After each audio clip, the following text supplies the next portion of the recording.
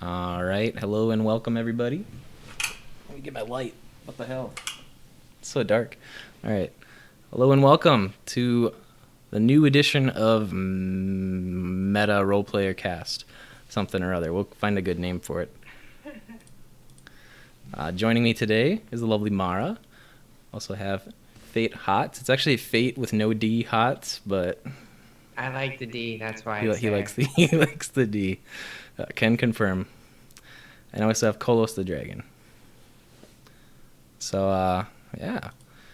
Little go over of who everyone is in case nobody knows who you guys are. So, Fate, you're a Vitruvian streamer.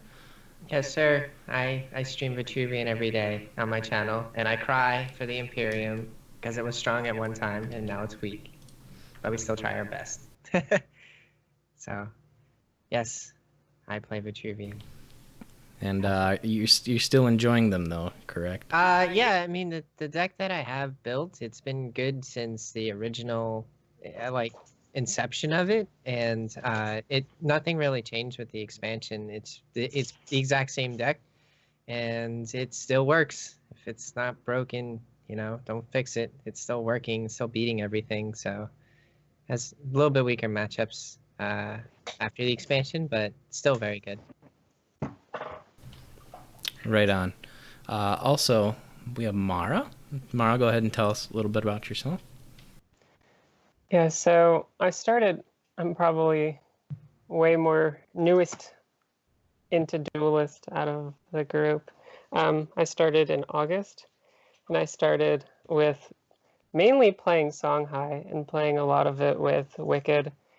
And I think lately, especially after this expansion, I've moved. I've always been a fan of Zaran, so I wanted to see her get better. So I've been excited to finally play her in this expansion. And then I also have been gravitating a lot more toward Fae's. So probably I play Fae and Zaran the most now. And I guess I stream and I'm a tournament player. Awesome. Or cast, I should say. You're a tournament caster. Cool. I've seen you. You've worked with a few people. Some people consider you like a string wingman or something like that, or a wingwoman, I should say. You're just kidding. Oh yeah, I do go on with like Jogda and Wicked. On Jogda and Wicked's when they're casting their regular streams, or I'm sorry, when they're just streaming, I guess is what it's called. I mean, I wasn't even familiar with Twitch memes or anything until like, I don't know, the last few months, so I don't even know whether to call something casting or streaming. No, it's kind of both. We're all broadcasters that happen to stream, I guess.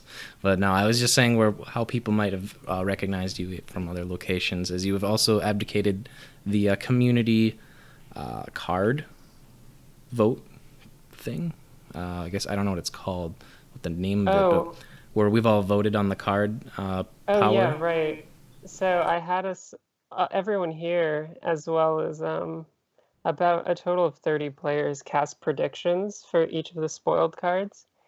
And then I wanted to see maybe after a few weeks where we actually see the power level of a card versus where we've predicted that it'll be. It's always amusing to at least have it documented. Like people say, like, "Oh, I thought this card was amazing," right? And like it's nice to have those things and see. I mean, because I've already noticed that I've probably misjudged several cards as being more powerful or weaker. So it's also interesting to see, like, for example, how important having an immediate impact is versus a card that can be dealt with. So I think I underrated like immediate impacts on board versus just powerful cards if they can live a turn. Right. Yeah, it kind of reminds me of like when I was in kindergarten, I had to write that letter to myself on where I'll be in 20 years. And, I thought I'd be an astronaut, but I'm just a Twitch memer. But thank you for being here, you and Fate and Kolos. I think everyone here, they've probably watched you do all sorts of things, win tournaments, stream, YouTube. Why don't you go ahead and describe yourself, introduce yourself a little bit? Okay, I'm Kolos. I make decks. All my decks are the best decks in the game. And I play in tournaments sometimes. that's an intro. All decks are the best decks in the game. Well, we'll that remains to be seen, I suppose. They weren't the best decks this last tournament, if I recall, but we'll see what happens. But with those introductions out of the way, our first topic of the day, everyone, is the expansion summary. Now, there's been a lot of expansion reviews out there. I myself have done one with Fate as well as Hasuku. It's impromptu, and just kind of went through and talked about the new cards as we saw them. I know a few other people have also put out their own review, so it's not like we need to go through all the cards or anything like that. But what I'd like to do today is just kind of, assess how we feel, like our thoughts on the faction. Someone has my stream up. Yeah, okay. That was weird hearing myself talk. So just go over you're expressing your thoughts on the faction post-expansion. Now we've had like a week or so to play with them and see them on the ladder. So let's start off with the Abyssian, and I want to hear Kolos' thoughts on this one first. What are your thoughts on Abyssian? All right. So I just boosted my mic a little bit and kind of leaned closer, so hopefully that will solve the volume thing. Abyssian. I think Abyssian came out second best for the expansion, and they did it with just 2 cards. So overall in the metagame, as far as playable cards from the expansion, Abyssian probably came out second best. And what are those? You're thinking of Variax and Punish? Yeah. What about Ferosa, though? I think Ferosa's pretty good, too, for Lilith. I think Ferosa is okay. The thing with that is that like Storm Abyss always existed, right? It's always been a thing, but before it wasn't good, and I think now it's still. It's all right. It's more playable than before, but just with Ferosa, I don't think Storm is top tier. Even with, I feel like it gives it Scorn protection. Like, it helps the early game where Scorn kind of just messes up what their plays, and it allows them to get to the later game to use Varix, which is obviously a ridiculous closer card. So without it, would it be the same strength as what it is now? I mean, yeah, I do agree. It's a good boost. It's definitely a pretty good card. Yeah, I think it's like more on the lines of just like it's a subtle, like, powerful card. It's not something that people see, oh, that card's OP or that's a great card. It's just one of those cards that you're just like, wow, it helps the archetype. And I love cards that are designed that way, that help archetypes, but they're subtle. They're not just like, oh, this card is insane, but she is just like, and she's a continuous threat, especially if you combine it with using a cartographer. Like, spamming Wraithlings is kind of obnoxious. Or if you get 2 of them out, you're just making 3/3s. So that's nice. But I mean, I've seen people, so pre-expansion, I saw people play Lilith, and it was mainly so that they could spam Darkfire Sacrifice, like large minions on the board early. And so I'm not sure. I've yet to face many Lilith decks that really seem to be focusing on the creeps in particular. I'm sorry, on the Wraithlings in particular, and making them big. I feel like the goal still seems to be to ramp something big out, whether it used to, like, they didn't have Variax, but it used to just be to ramp out their Vorpals and their Spectral Revenants. oh god, Vorpal being ramped out was a pain in the ass. Thankfully, he's not played anymore. Now we just have to deal with Variax, right? Yeah, but I'm not sure how much of the game can just focus on the Wraithlings, and if Pharos is enough to change the game focus to the Wraithlings. I mean, I guess people would always set up that, like, a Blood Moon Priestess where it's blocked in against the wall and you can't get to her, but I don't know how effective that playstyle is. It's more of just an aid to like whatever playstyle they're already playing. It's a one drop, so it's basically Lilith's version of Crawler. So I'm hoping that in the future expansions that every general gets like a good one drop that they can possibly use. So Yeah, I just agree by that. seeing it, like I think it's great. Go ahead, Grinch. I was going to say that I agree that Furiosa has helped, mitigate the threat of Scorn being just a complete board wipe on turns 2 and 3. Zix was also a helper in that, but they still suffer against the matchup that they always did, right? Plasma Storm is always going to be, wiping them out. They need to play an abundance of these things and get value off of them fast if they're going to be getting too much value out of Furiosa. Because this card has definitely not been the one that I have lost to. If I'm going to be losing to Lilith, I'm not going to be losing to this card. I'm definitely going to be losing to Variax lately. That seems to be, if they get that dream combo of getting this card out on like turn 3, and you just couldn't stop them. I hope you have Sunset Paragons. I don't really think there's much I can, unless you're a really aggro deck. I think you pretty much lose from that point forward. It's very difficult. But I think Magmar seems to have a good matchup against it, right? Yeah. Basically, every deck has a good matchup to it if they don't get it off. Well, I'm Yeah, saying exactly. if they get it off, what particular faction do you think would, like, it's really just Magmar, right? I feel like Yeah. they're the only ones. I Just mean, out of Faye. I think Faye and Riva could do enough out of hand damage potentially and keep some range. Saj can too. Which is, I don't think she's good, but she's one of the only ones that can just like burst you from 0 to 25 instantly. So Yeah, I mean, she has that element going for her, where you have that power level available to you of the 1 TK. Like, I kind of went over this before we got on the cast, but there used to be an artifact 1-turn kill deck back in 2-draw that was designed to counter these heavy control decks. And since, Lilith doesn't play any provoke minions, they definitely are more susceptible to just point-blank tears plays and stuff like that if they're not careful. With the Wildfire Ankh, they're definitely more susceptible, but that's still an archetype in itself that takes too long to go on. But so overall, to wrap this up for Abyssian, you guys, you're happy or you're excited? If you're not happy, go with the changes to Abyssian. Go round up, starting with Mara to Fate to Kolos. I mean, I don't know. I guess if the Variax change to your Bloodborne spell was I just mean like dispellable. with the expansion for the summary. Oh, I see. Or I guess I was thinking like this is what I think about in the expansion is, well, Punish screws me over in terms of me not being able to play large minions, and Variax is like once I get this out, I guess they do feel like two really powerful meta-changing cards, and I'm not sure if I'm totally excited with what they do since they promote a kind of tempo game.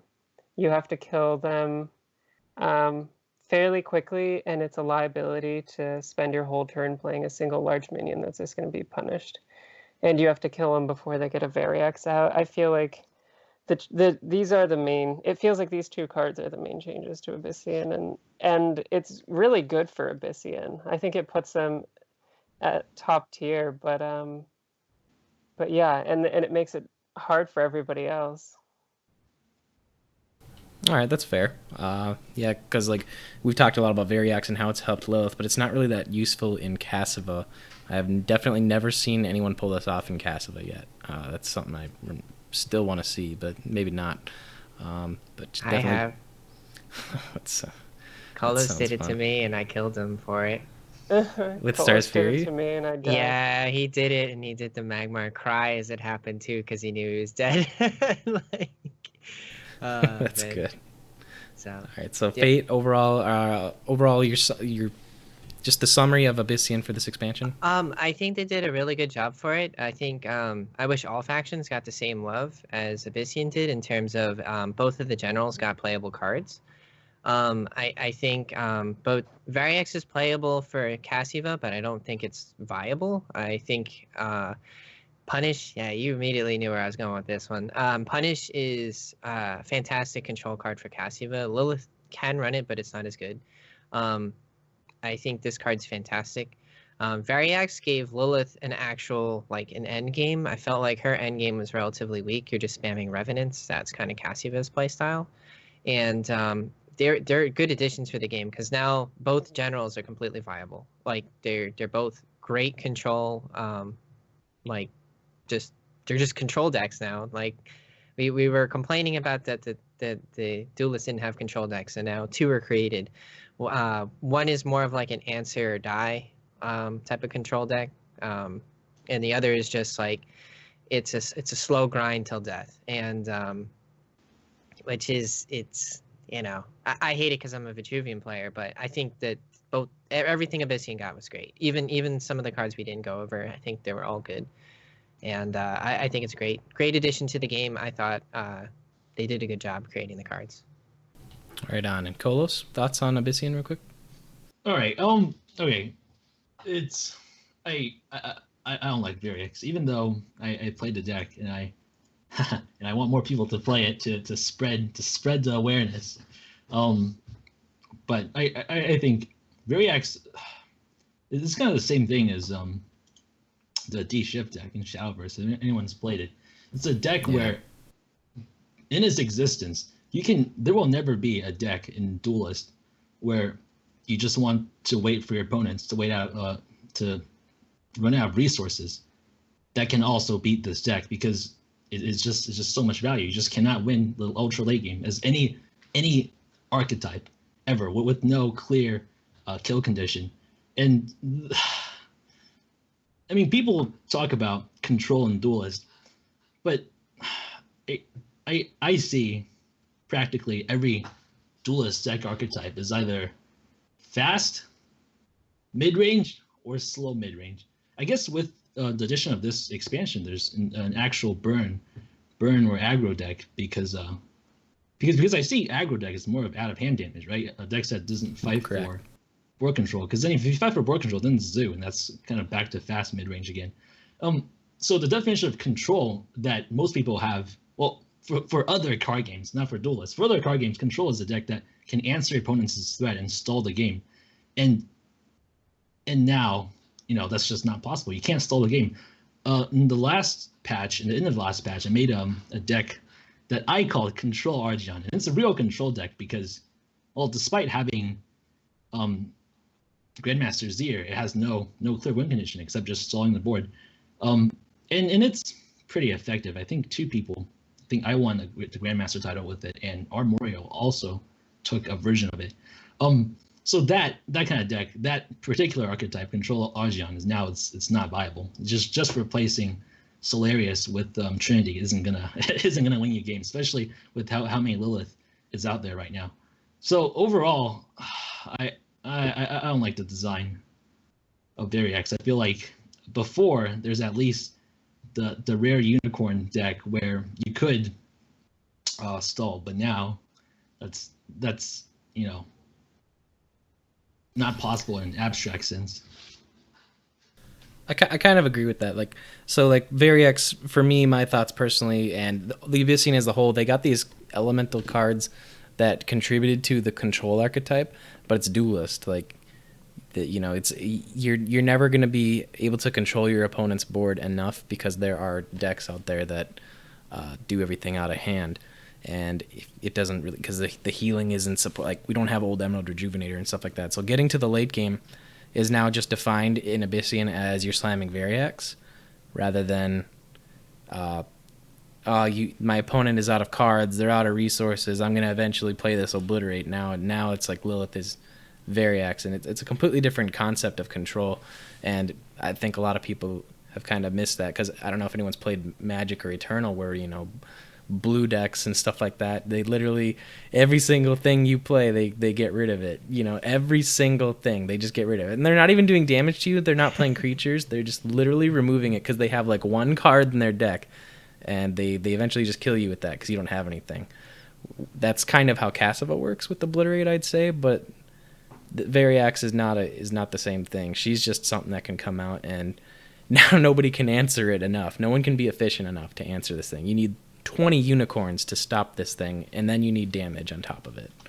So, but you have 3 turns to win the match when this card is played, is usually what I say.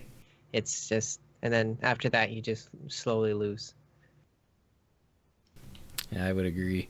But I guess overall, Abyssian, we're happy that they are getting cool cards and cool concepts, but they're just kind of it's a little too much, I think. But overall, I think we're okay with it. But next up, we have Lionar. So let's kind of shoot through this real quick. Just thoughts on current archetypes and what the expansion did to help them expand their archetypes. Let's start with Mara, since I know you like Zeran. Yeah, so I was very happy with seeing Scintilla being able to get double procs using just her. So like on 8 mana, you could play Scintilla and Sunriser and get 4 AoE damage, which is pretty good, and then have these 2 minions left on board. So I don't know. I feel like it definitely has made this, and of course Trinity Oath for card draw and having a bit of heal thrown in. But these have definitely made Zeran something that I think makes her viable. I don't know how strong she'll still be. Like I felt like her power level increased, but she still seems overshadowed by, for example, there's just no way to compete against Cassava or Lilith. At least you have to play like a kind of, you can't play a more mid-range control game. You have to somehow try to pull out like a Sunforged Lancer and go for a kind of tempo game where you're just very aggressive. So I think it's good for Zeran, but I'm not sure if it's enough to make her viable, but as very top tier. But it's still great, and it's really fun. It's a deck that I enjoy playing. Right on. So I like the changes, or I like the new cards. All right. And Fate, Lionar, how have you felt? I hate the card that you have on the screen right now. I don't understand why Lionar got that, but that card is just insane value. Like, I just look at that and say, what card game would ever come up with this particular monstrosity? But it's Duelyst, so this stuff exists. So I see that it was originally made probably to help Zeran, but what this card did is made Argion basically face roll you and then regain his health after he face rolled and draw 3 cards. And the weird thing is, like, I've been playing on the ladder so much, I really have not seen Argion, and I thought this card would just push him over the top, and I guess I was wrong with that assessment, because the 4 slot is so like clogged that this may not be what I was originally thinking that this card would be. But getting to all the cards, I think every single card, even Excelsis, the 8-drop, and the 4-drop Sunbreaker, I think all the cards that Lionar got, I think out of all the factions, I think they got the each card in the faction are all playable, from Gauntlet and to Ladder and to Tournament. So like, I've seen weird Argion decks that play like a super duper amount of heals, like Sundrop Elixirs and stuff that you would normally think it would be a Zeran deck, and then their closer cards Excelsis. So like, after they burn through all the resources, and you did too, they play that. But going back to what Mara said, how the hell does this deal with Lilith? And it doesn't. It just loses. So unless you're playing like fast or mid-range, you're not going to beat Lilith. If you're trying to play the control game, you're not going to win. Well, I mean, that's just one deck, though. I mean, comparing everything to Lilith, well, 8 mana Variax, setup. That's like fine. You must have done some real sleeping in the game to let them, it's 7 mana. She played Variax. I'm doomed. That's the mindset I hear people referring to that deck as. Well, when it gets accelerated, but I agree. I think there's a 43% chance of being able to like play it on 5 mana as player 2. It's just rough, but I'm used to it. I mean, I play vet, so I know I play against decks that just shit on me. So like when you play a deck that you know you lose to, like you just give up. You just say, oh, I just lose to the deck, right? But if your deck works really well against everything else on the ladder, well, then play it. Like seriously, use the cards that they gave you. I mean, draining wave is like insane. I think Sunbreaker is insane too. Like people are still playing Night Watchers, but why not play Sunbreaker? Like the threat of Tempest, like just dropping it all the time is kind of Yeah. annoying. And the minion itself is kind of good too because it's force field. It's funny you should mention that because, my Lioner deck that I put together for Argion is I call it Bubble Boy. It's just got all of these bubbles in it. It's got Night Watcher, it's got Sunbreaker, and Sunsteel Defender, and the Prism Barrier. It's actually on a 10-game win streak right now. Yeah, I mean, like, as long as you don't play Lilith, the deck will probably cream everything. I'm faster than Lilith, so. Really? I yeah. gotta see that list then. Yeah, you can go check out my match I do history. love me some Argions, dude. So if you got some spicy bubble deck, I definitely want to hit that up. All right, and Kolos, Lionar, post Rise of the Bloodborne. Well, it's I'm actually getting dumpstered right now by Elena, but I can't play a control anymore, so the faction is dead to me. And I haven't tested out either. I think from what I've understood from Vladim, who actually did test it, it's the wins. It's not. I feel like Lionar have just enough power to they have just enough damage to win the game, assuming the other player doesn't like. I think the power level is very mediocre. Like it's you can do well with Argion, but if your opponent has any sort of nuts draw, then you just lose, no matter how well you play. I feel like the game is not in your control because most of your deck is just average. You're referring to say like Tempo Lionar, or are you referring to like Aegis Barrier, Divine Bond Lionar? Well, I haven't seen an Aegis Barrier deck post patch, but I'm referring to mostly Tempo Argion. Okay, that's fair. Because Tempo Argion has definitely, have had a lot of counters before the expansion. Like it was one of the strongest decks because it was very consistent. It had, like you said, enough damage to push through that early game and take control of the mid game and just close it out from there. But there were certain archetypes that if you didn't have the card draw in your Argion deck and they had the nuts removal, and then now they're got heals, and you're just sitting there going, well, I can't close this game out anymore. I agree that they definitely ran out of speed, or ran out of steam. That's what I mean to say. But I think a lot of people are just kind of forgetting that if you play that Ironcliff with Aegis Barrier, what do they do? what does Cassava do? She can't punish it. She needs Repulsor Beast, or she needs Shroud and then punish. So play Shroud, but... I'm not too worried about the punish stopping Lionar, because people usually teched in Aegis Barrier to eventually win that matchup, or Magnetize. You know what I mean? Well, now you don't. Now it's definite for sure you don't run Magnetize because they're gonna punish it. They're not gonna demonic lure it. So now you just run Aegis Barrier ×3, and I think more mid-range Lionar decks will start realizing that as they start contesting these other guys. But yeah, so I casted the Sunday night fights that just happened, and I think one of the players, CD, who got top 4, was like playing Divine Bond, Aegis Barrier, Ironcliff, and also playing Ironcliff Heart. It was a crazy deck, and it was surprising. Yeah, but he stomped Bry Guy. He's a giant troll. He was memeing the entire tournament. He was, but he stomped all these top tournament players. It was really surprising. Oh my god! Like, I can't remember all of them. I think ZZ, Bry Guy, and Panda JJ. They all crumbled to this like Divine Bond, Aegis Barrier, Ironcliff. He's really funny. So that's. Did it have owls in it or something? Wait, say it again. That have owls or something? No, it was just Just the Ironcliff Heart and the Ironcliffs. He plays keepers too. That's I don't, awesome. yeah, That's he played it to me when my viewer game night. He played that against me. Like he just yeah, kept that'll summoning give you some Ironclaws. PTSD for those of us that were in the beta. Oh my god! I was like, please stop.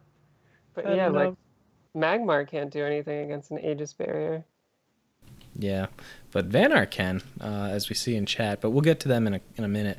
Let's talk about Magmar now. Overall, just quickly, we kind of want to move this section along a little bit. So let's just kind of go over a quick summary how your thoughts on the faction went after the card reveals and how you played against them. So Magmar, I think we do have quite a bit to talk about here, but I'm gonna cut it because we can talk about that when we get to the meta section. So just kind of skim through it and thoughts, and then we'll talk about how Magmar's faring when we get to the meta. Go ahead, Mara.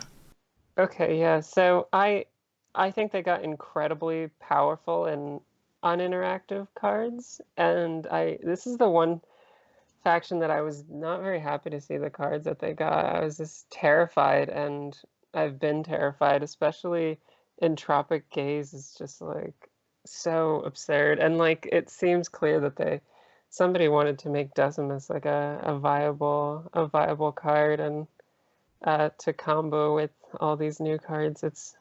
I don't know, it's very scary. It's a very scary faction to play against now. Starhorn, I never used to be terrified when I run into Starhorn on ladder. Now I'm just like, oh no. But yeah, those are my feelings. They're spooky and they need to stay away. Is the feeling. Yeah. Okay. Fate, go ahead. Both Gandalf the dinosaur and Vath the immortal have gone so strong with the new cards, and I will say that you can. I keep saying it over and over on stream, but Tectonic Spikes and Entropic Gaze, they're Songhai cards, but they gave it to the faction with Rush and Thumping Wave, and now us the players, we have to deal with that. Have fun. Yeah. I died. I'm like terrified because when I'm playing against a deck, I'm like I have to dump my hand, and then I also have to keep a range removal to deal with Decimus because like I died turn 3 with like they flashed out Decimus, Tectonic Spike gazed me. I'm like that was cool, man. All right, sure, I'm dead. Okay, good game. Like that stuff Songhai used to do, but now Magmar does it. So kind of switched roles. Really weird, but that's my assessment. Yeah, no, sorry. I was just reminded that, yeah, if I'm at 10 health, I know I'm terrified because I'm going to get Elucidator, Thumping Wave, like, guaranteed from a Starhorn deck. After all that draw, they, like, always have it. 7 mana, and I'm at 10 health, it's game over.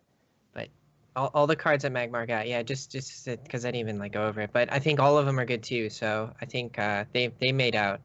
Originally, I said it was Lionheart, they made out the best, but I'd say Magmar. Outside of Valknu memes, I think they got really good cards this expansion. I think they were also underrated. I think when we looked at Entropic Games originally, Grinch, we were like, oh, that's a good Starhorn card, and then we didn't realize that it's a miniature spiral technique for 2 mana, and it's a cantrip, draws them a card too. It's a strong card. But, Kolos, what are your thoughts on Magmar post X-Pack? It's all right. So before the expansion, so Magmar has not been playable as a control deck ever since December, after the Plasma Storm. Magmar was not played as a control deck. Well, except some rare instances. It's never been good as a control deck. Mostly because it's been outshined, and they don't have a way of clearing the ranged threats. But most important, but after one draw, they're,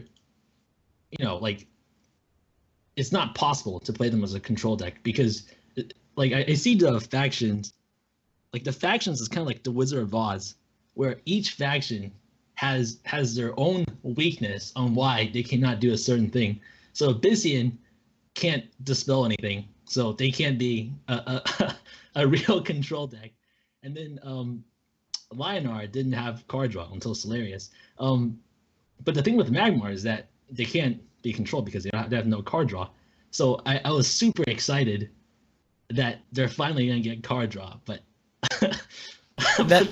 See now it's like you draw cards, but you just I killed my opponent instead. Damn, I don't get to even play these. He's dead. Yeah, Magmar got card draw, but in the form of aggro cards. Like I can't even. I don't understand. It's I just don't get it. We thought Punish and Trinity Oath were bad, right? Yeah, I think Magmar is the premier aggro faction and will probably be the faction that shapes this metagame the most. I agree 100%. So overall, we're I guess none of us are aggro Magmar mains, so none of us are over enthused with how it turned out. But we can all agree from an existential standpoint that it definitely influenced how Magmar is played to some extent. So whether it's for the best or the worst, kind of remains to be seen. Because I'm not convinced that they need nerfs yet, just because it's only been a week and a half. And frankly, I'd rather wait another week until we see more Grandmaster Zers or something than, Starhorn can't do anything. I actually had a fatigue game 2 days ago when I was playing my Starhorn aggro deck against Lilith because she played 3 Kalinos in the same turn. It was... yeah, cool. I got her to 2 HP, and then she went all the way to full. And then I got her to 2 HP, and she went all the way to full. So, but I guess we can all agree that Magmar is very strong right now. But Songhai, let's go move on to Songhai. What do we think? Start with Kolos. I don't think Songhai got anything. So now they're used to be good, but now they're just average. What? Cobra Strike is average? Are you what? It's 2 Phoenix Fires, man. Come on. Come on, man. The value. That's straight up. That's 2 cards for 1 right there. And look at the caps on that and the enemy general. It's not just the minion. Yeah, it's got a little snake, little cobra right there. It's epic.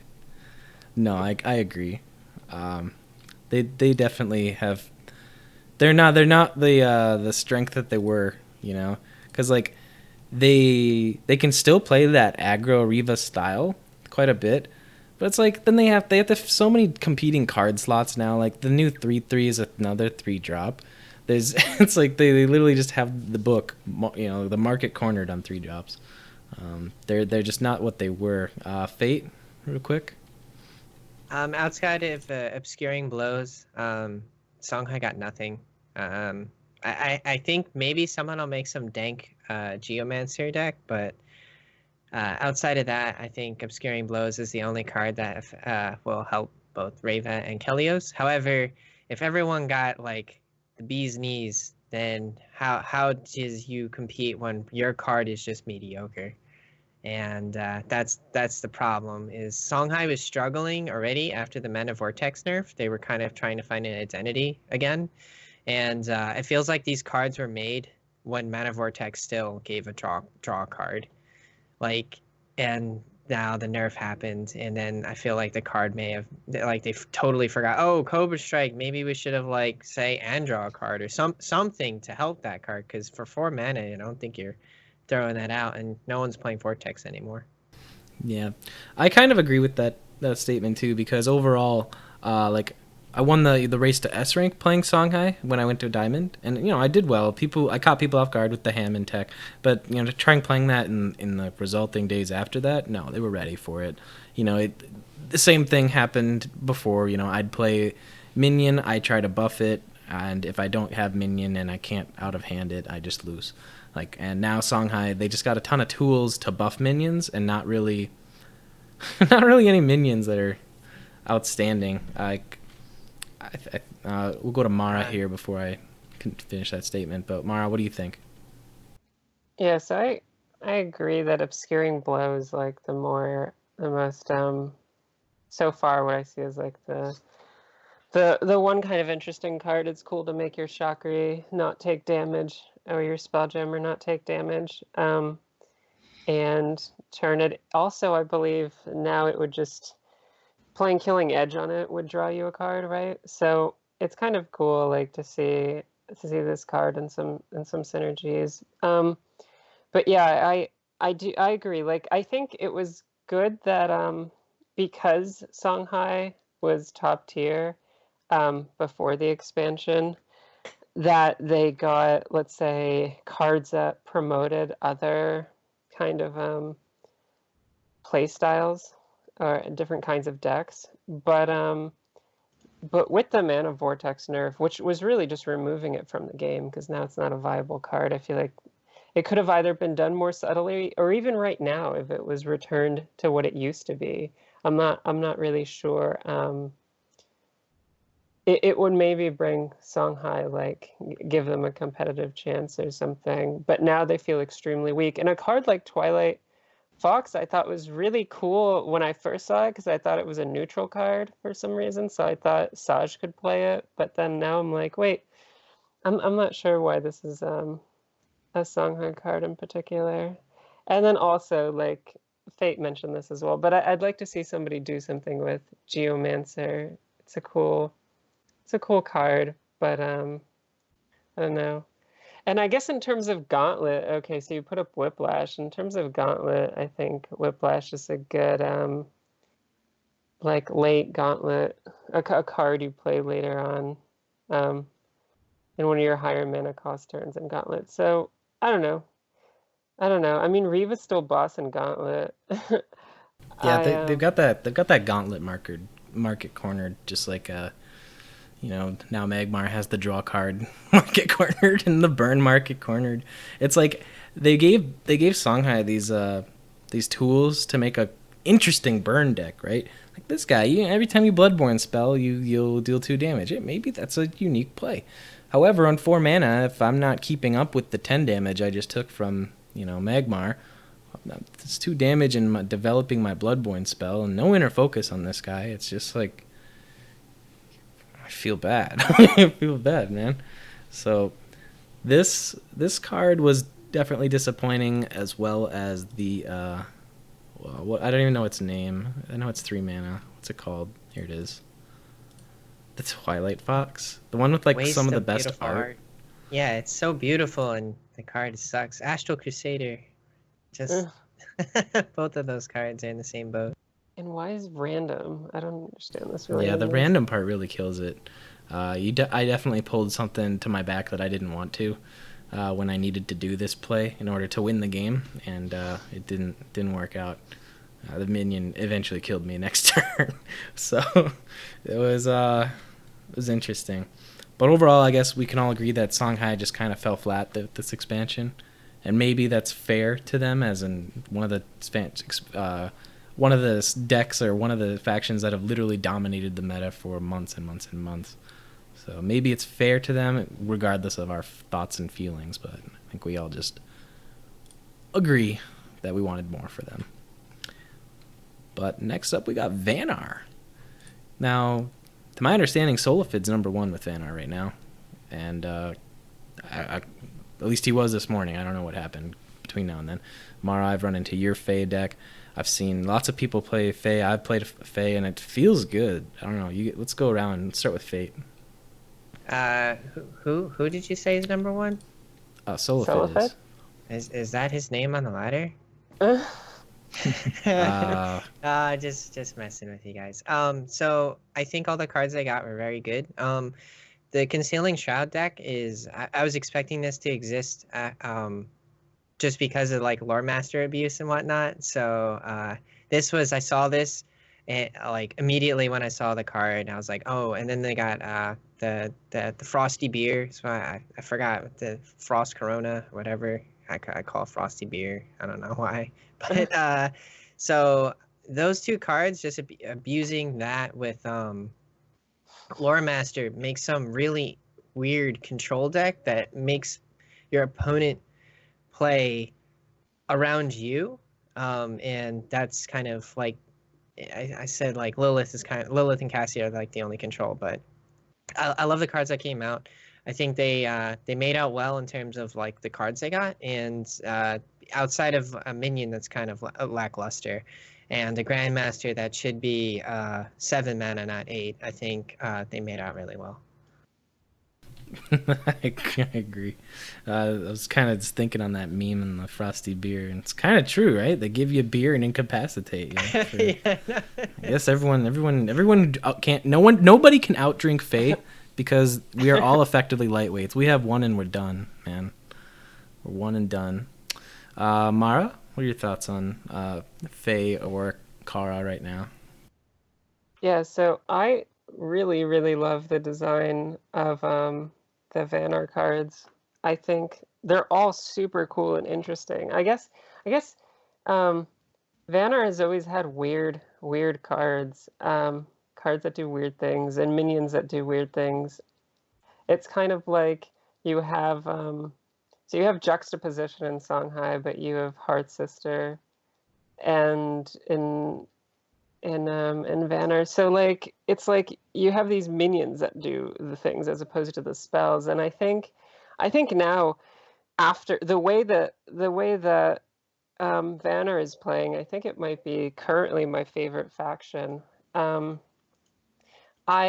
don't think so. This is a combo that you can see coming, but I think Sleet Dasher is a very cool card.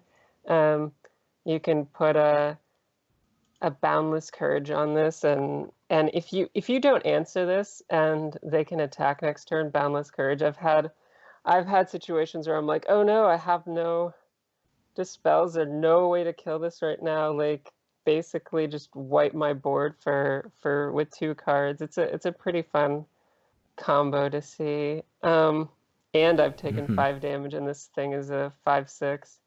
Like it's a really cool card, and probably my favorite card of the entire. So I agree. Concealing Shroud and Frigid Current are cool, but I think Enfeeble is just such a cool card. Like I don't know, it lets you play. It gives you a kind of, I don't know. You could just do so much with this card. It's I like making Gravity Wells 1/1. And letting them clear all their minions, because they're all at same stats. Everything's a 1/1. Like, it's like such a powerful, flexible card. I think you almost run it in like every Fey list now. I don't know. I just really like the design, and they got really powerful, cool, interesting cards. I think this is my favorite faction now. Right on. That's good to hear, considering we just went through 2 factions that none of us really wanted to be. Yay! Like Magmar and Songhai, we're like, yay! But Kolos, how you feeling about Vanar right now? Okay. All right. Before, I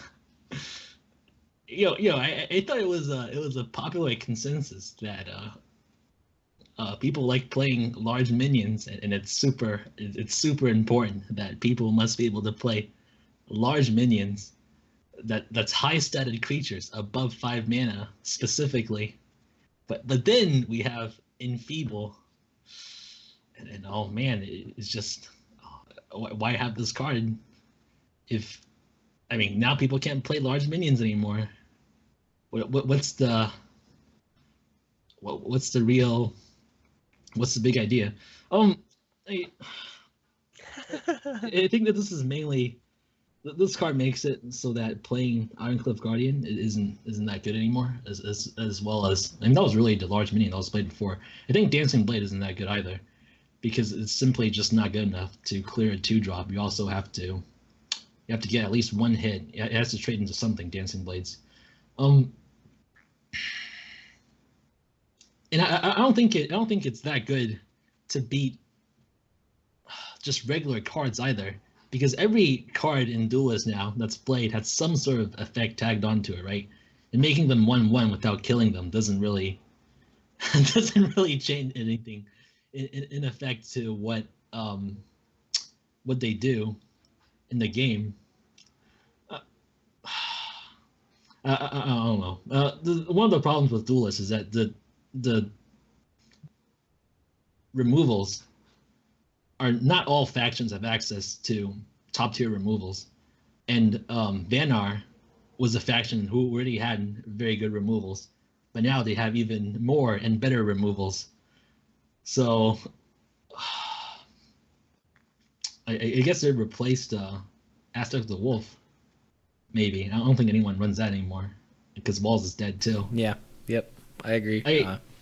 I mean, it's not totally dead. I feel like Solifid, the current list Solifid's running with and has a crazy streak with, has Gravity Well list with Bone Chill Barrier and Glacial. Well, that's because his whole combo is like enfeeble into, it's like enfeeble into Razorback, right? Like he'll play Jack's True Sight, and then he'll enfeeble and Razorback, so it doesn't matter what happens. So like he's already winning with 1/1s and adding damage to them. Now if he has a Gravity Well, he just gained 1 damage for every Gravity Well, and then Razorback. So it's a really intelligent combo considering that enfeeble was considered removal, whereas now you're creating something out of nothing. So it's pretty interesting. I do like the dynamics behind the Razorback Jax combo. I used to play that a lot. However, there are certain reasons why that won't always be great, like scoring and stuff like that. So overall, I think Vanar got a fair distribution of power levels in the game. However, I'd like to also touch on Enfeeble myself. I do agree that card. Why is this card just strictly better than Metamorphosis and costs 3 mana less? And you can play Scorn right afterwards, and it's Yeah. Yeah, what's the big idea? I thought Metamorphosis was nerfed, so you can't play it with Plasma Storm, but now you can play a 7-card board wipe, kind of.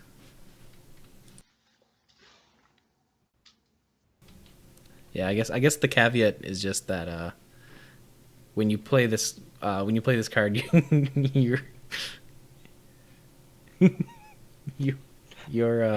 your minions get turned into 1/1s as well. So,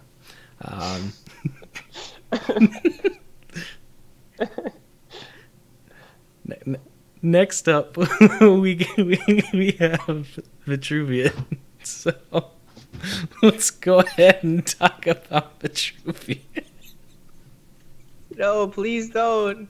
Don't do that. Fate, man. let's go. No, You're up, buddy. No, man. Okay. Let's be honest.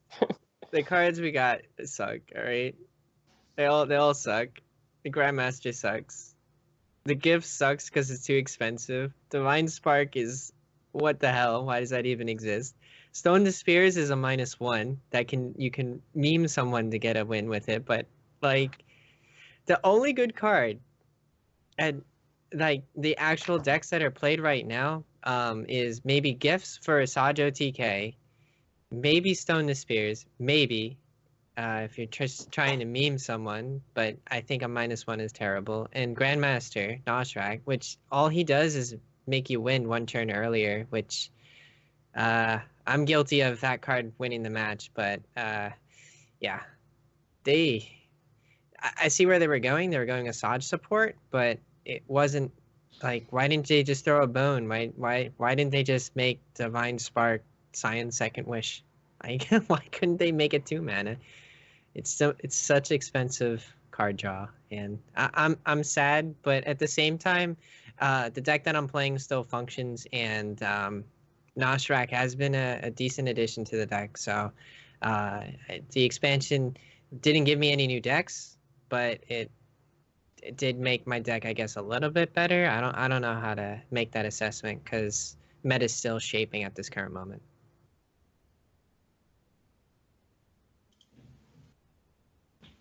Sorry, I was memeing. Yeah, can't. You can't stop. So, yeah. Overall, I guess. I mean, I also played a lot of Vitruvian in the past, and I was a little disappointed with some of the power level of these cards. For example, Zephyr, that's purely a Asajj card that'll never be played in Vitruvian, and Vitruvian seems to be one of the only factions that seems to get cards that only help one general or the other. That's always been, like, you can argue that Linar has cards that contribute to one general or the other, but I don't know. I think I'd play Trinity Oath and Argion as well. Like, sure, there's Sunriser and Argent Lancer, but that's at least those power levels are, distributed somewhat evenly for Lion-R, and everyone else seems to get unilateral cards. Whereas Vitruvian just seems to get this split focus. They get like, all right, here's a card for you, Saj, and here's a card for you, Xerix. Have a dervish. You know what I mean? Have a poop dervish, and that's literally how Vitruvian's been treated for a number of months now. And I don't know if that's a good idea since they used to be so dynamic, I want to say. Well, the next expansion's supposed to be focusing on tribal, so I believe that'll probably be a Xerix expansion with dervish support. But like, I have to wait another expansion to maybe have a new archetype exist outside of the structure one or the flood that Amora plays on the ladder. All right, Kolos, thoughts on Vitruvian real quick? The only card I like for Vitruvian is the weapon card. I think Zephyr is something that, if it becomes common, everyone's gonna play around. But the weapon card with the 2 random weapons, well, I don't like the actual card because it's 2 randoms, and the word random triggers me. But the way it has a lot of value, and it's a high costed card that can give you a lot of stuff. And weapons was not good to begin with, so I think that's a really interesting card. I also think that there's a way. I mean, I think the metagame is too fast for that. But remember last expansion when Jade made a OTK Reva deck? Yeah. I think a card like this makes it so an OTK Vitruvian deck, a Saj deck, is potentially possible. Oh yeah, for sure. I've had it happen to me already, and I've done it to several people. Yeah. Adjudicator. Adjudicator hits this, a Tears, and maybe a Maelstrom as well, or just another Tears. If it hits this and 2 of those other spells, you just whip this thing on, and you go to town. I've had someone kill me directly for 20 damage on 7 mana completely with no board. They played this, and they got Hexblade and Staffy Akir, and they double-tiered and time Maelstromed. The Adjudicator hit the dream. They didn't do anything before then, though. I thought they were like AFK or something, but that's just that's a thing. It is a thing. You got to be a little more careful of it. But is it enough to make them the next big thing? No, I doubt it. It's a fun card, and I don't know if Vitruvian needed more fun ofs rather than something more concrete. Although Incineroar was pretty dang. Mara, thoughts on Vitruvian? Yeah, so I guess here I've also been OTK'd by We're forming a support Autark. group, by the way. and yeah, these cards are cool. They're definitely not what they're not. I don't know. They're not what I would like. You have stuff like Punish. I almost don't understand why the nerf to Siphon Energy can't be reversed after seeing a card like Punish. Like and seeing the power level of where Vitruvian's at, and the I don't know. Even the Xerix's BVS may be like. And like also, I like playing Saj, but like seeing how there's no high health minions, her BBS still feels pretty useless now, considering there's nothing to really like, I don't know, use it on, really. I almost feel like I was gonna say that if they hit you with an Elucidator with a greater fortitude, you can definitely BBS and smack that bad boy right back, because that's a 4 health. That's 2 damage right there. So you can go ahead and take that 7 damage and turn it into 14. It's pretty clean. I just want to add to that Saj got a lot weaker because of Frosty Beers too, because I was playing Saj and I got Corona 4 times in a row, and I have Falcius and Artifacts, and I'm like, what the fuck do I do? I can't. I'm stuck. I just lose. So I mean, that's cool. It's rough. I wish there was something that purged your general or something, or even like if Divine Spark drew 2 cards and undispelled a friendly minion or something besides just draw 2 cards. It's kind of tough too because with cards that increase the Bloodborne, like so Vath's power level, his Bloodborne spell, and now we have Concealing Shroud in Fae, that if Vitruvian wants to even do anything to these two, they have to outsource their Dispel, which is kind of weird. Like Abyssian, they're not so in that thing because their generals aren't, hitting you. They're letting their minions do their thing. So it's kind of, they have Dispel, but they've always had that out of faction Dispel. You know what I mean? But Vitruvian having to outsource that Dispel when they have innate Dispel feels really silly.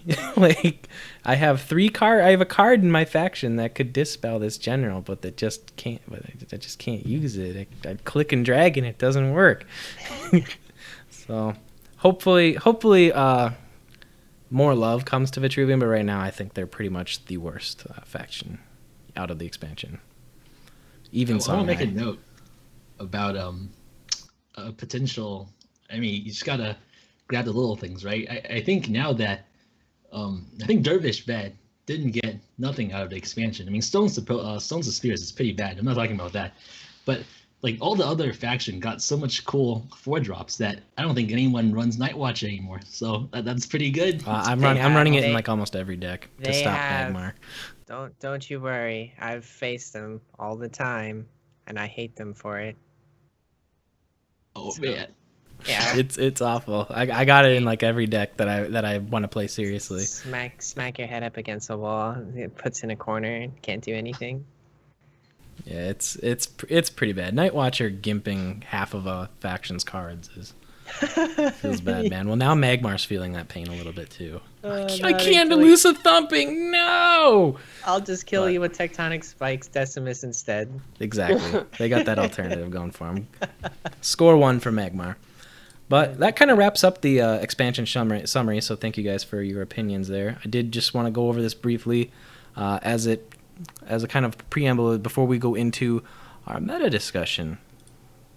Now, this is, Kolos rose a little bit there because Cam, but this is going to be more focused around different parts of the ladder and just kind of what it's been like. So I got some stuff written down here, like what sort of decks are most prominent throughout the ladder, and for what reasons are certain decks likely to show up more in one division than the other. So I'd like to talk about Gold to Diamond first. I don't know if you guys have played in Gold recently. That may not be a question that is relatable to right now. I just have it written down. I have been playing in Gold because I did Deck Doctor the other day. But otherwise, both of my accounts were already S rank when the expansion dropped. Anybody else that can relate to Gold to Diamond? Oh, please tell us your journeys in Gold, because I'm curious to see how crazy it is with the decks. Starhorns everywhere. Oh, Gandalf Dinosaur? Nice. Yeah, it's pretty much that's pretty much it, because those cards are really cheap, right? Tectonic Spikes is a rare. The Decimus was a monthly, so they had a chance of getting that when it came out, and it's not too hard to craft another one. And then the Entropic Gaze was a common. So if you're thinking of Gold players as more budget oriented, they definitely have better access to an aggro deck of very high power level, with Thumping Wave and Elucidator also being just rares. So Gold to Diamond was definitely Starhorn. I made a video recently with my aggro Abyssian deck competing against it as a good counter. There's a lot of other things people can do, but I just ran into a ton of Starhorns and a few Liliths. Not much else. Anybody else on Gold to Diamond? Okay. So Diamond to S rank. I know that's more of a relatable topic as of late. You see people in Diamond when you're in S rank. So what are your guys' thoughts on what the meta looks like currently for Diamond players? Do you want to go around or just jump? Yeah, in? okay, we'll go around. Kolos? I don't think I remember running into that many Diamond players, but I don't think Diamond and S-rank metagames are too different, right? Yeah, I kind of want to differentiate because there are a lot of people that do watch the stream or the video and are, I'm stuck in Diamond, you know what I mean? So maybe that's a thing that we could help by just discussing it. So I don't know if there's a key to getting through Diamond, or if there's a special deck or anything like that. Anybody else have any thoughts on Diamond to S rank Fate? From what I've seen, it's mainly Vath and a little bit of Lilith is what I've seen coming out of Diamond. I really haven't seen any of the other generals in just those ranks. S rank's a little different, but just it's Vath going face and Starhorn going face, so I would just recommend a deck that depletes its hand very quickly so they don't get value off tectonic spikes and just have ranged removal to deal with just Decimus. Like, you always save your removal for Decimus and then try to empty out your hand and play around War Beast and Thumping Wave. Obviously, 7 mana, you're going to take 10 damage. So my number one rule is whenever I'm playing it, if I have an Aymara healer and they're going into turn, their 7 mana turn, I just drop it because I want them to use Thumping to remove the Aymara rather than hitting me for 10 damage. Yeah. All right, I wanted to... Oh, go ahead. Oh, sorry. Yeah, I feel like probably a good deck for climbing through. So in Diamond, it seems like there's people who regularly make S rank, but they're still like trying out decks in that environment before trying to hit S rank. And then there's people trying to climb Diamond, maybe to hit S for the first time. I think right now probably a strong deck would probably be Draining Wave. This new RGN card hitting for 4. I think it can deal with so it can deal with stuff like Decimus. I think RGN could make a pretty strong like aggro list with quick games, since they have such powerful minions to just kind of power through the Diamond ranks. And other than that, I mean, I think it's a good environment to like just, I don't know, I like, instead of doing the run through Diamond with a faction that I'm more familiar with, I like trying to do it with one that I'm like less familiar with, because it's like still a challenging environment when you do it with something you're less familiar with. But I don't know. Yeah, I guess I think, yeah, like I run into a lot of Magmar and a good amount of Lilith climbing. And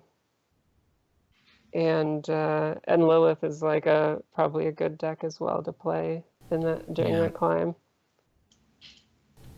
All right, so it sounds like more or less climbing strategies that usually help out people are things like if you want to climb fast, you're going to play a faster deck. So Tempo Aragion, aggro Magmar at the moment, even aggro Riva's still fine. Like they can Songhai you, right? Like that's old Songhai cards didn't go away. They can still Songhai you with, I stuck a Chakri. You're dead now. Like that can still, those kinds of things can still happen for Songhai. And so there's a lot of fast decks that can get you through Diamond very easily. I've also seen quite a few of the Wall Fey decks still do well. So there's not too much to talk about in particular in the Diamond meta that's very different from S rank, but climbing fast is definitely easier if you are playing a faster deck, just due to the nature of the ladder. But that brings us to the point of this discussion, the S rank and the top of it.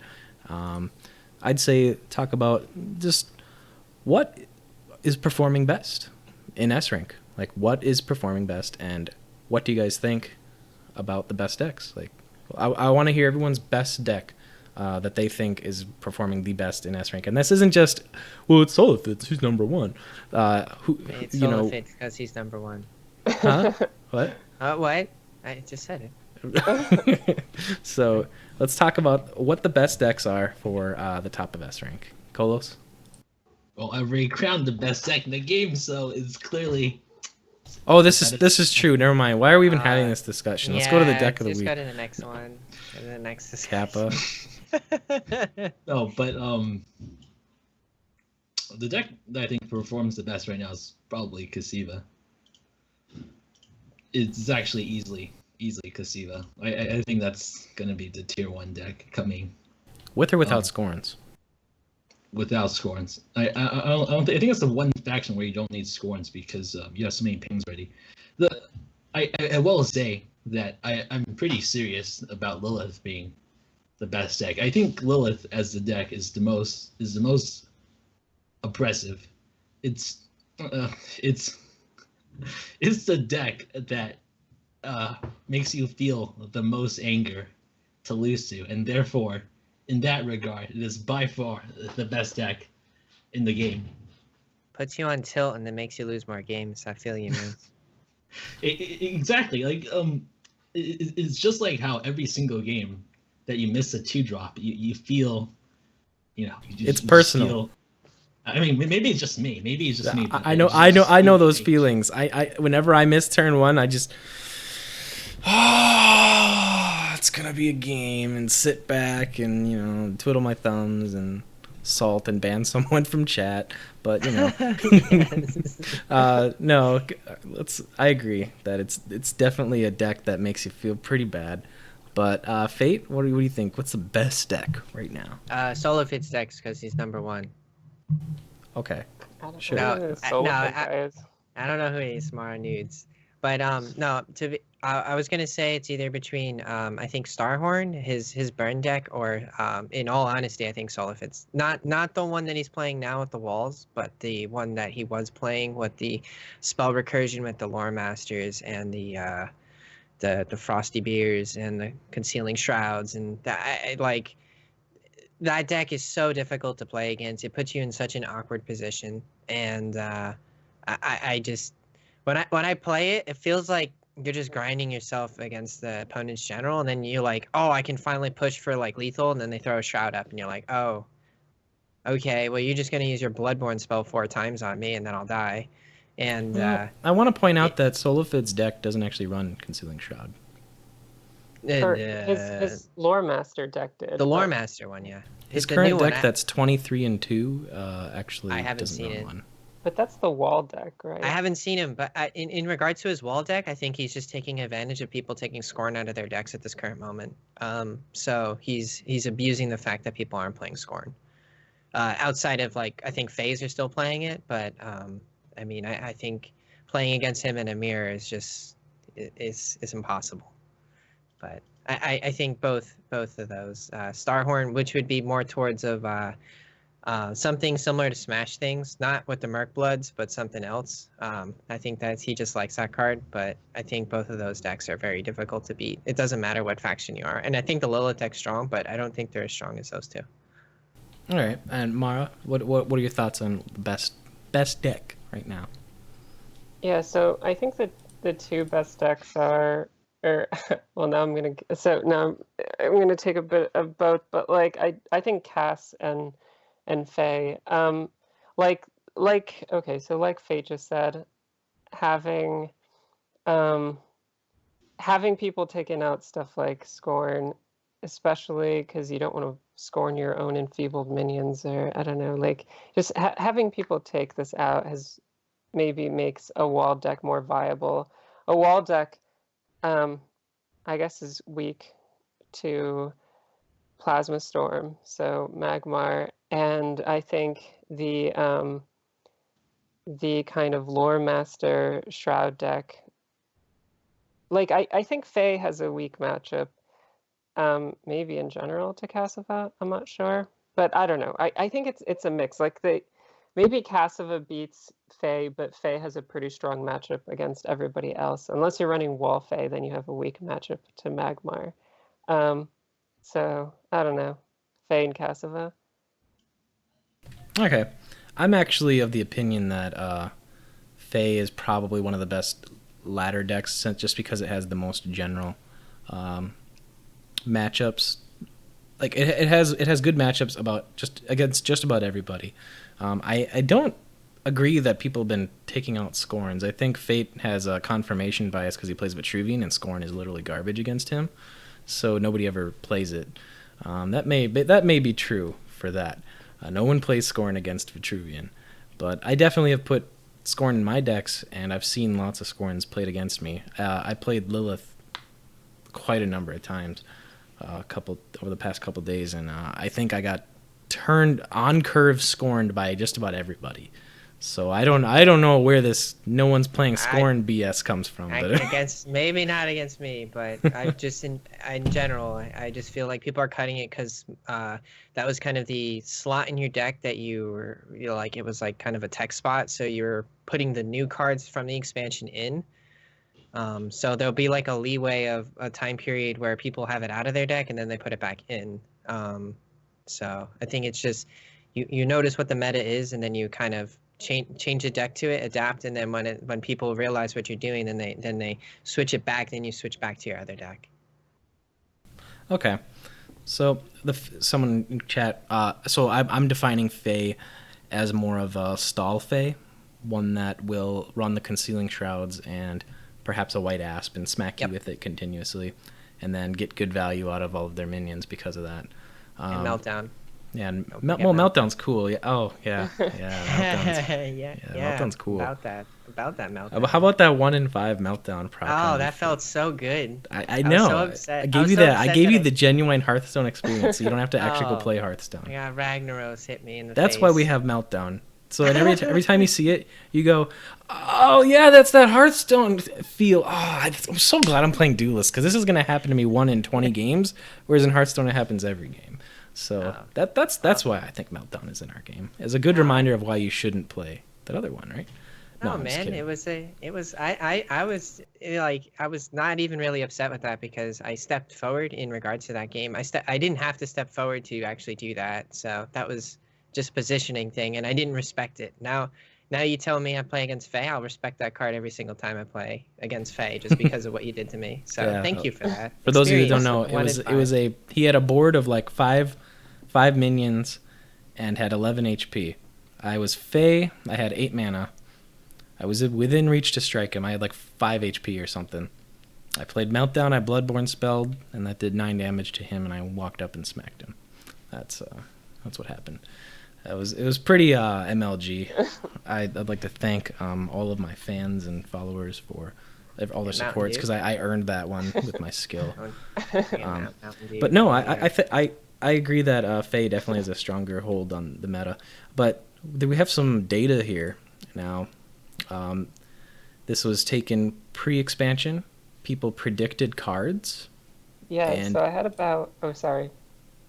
I was going to say I had about 30 people. I mean, like I was saying earlier, like including people here and a lot of the top tournament players, like make predictions about all the new cards that were revealed, and that based on 2 being average, 0 to 5, and then those are for every single card that came out. These are predictions, so some may be off, but generally when you're polling 30 like competitive players, I think you get an interesting idea of how the factions fared and what's predicted to how they're shifting based on what the meta was before and how they're improved relative to each other. So these are predictions that were made before, and these are the averages of the card power level per faction, correct?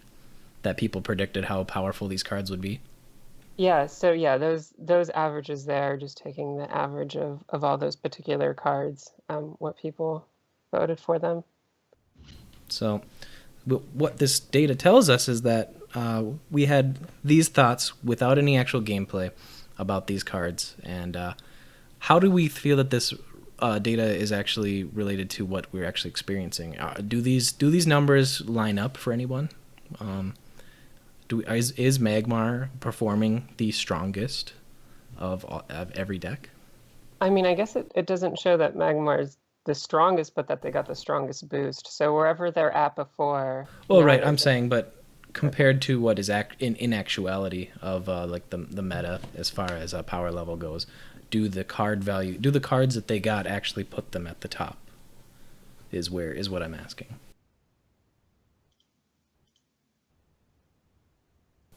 So, like, all right, we'll go around on this. How do you feel about? Let's use this as, say, a power ranking sort of thing. Like, so this is the power ranking of the cards, and before we knew what how these decks would be put together and fared against each other. If you had to agree with this power ranking of putting Magmar at a 3.26 above everybody else, would you agree that that is currently what is true of the ladder? Let's start with Kolos. And you just kind of go through the list, and if you think that any of these people, any of these decks fall out, you can just say so.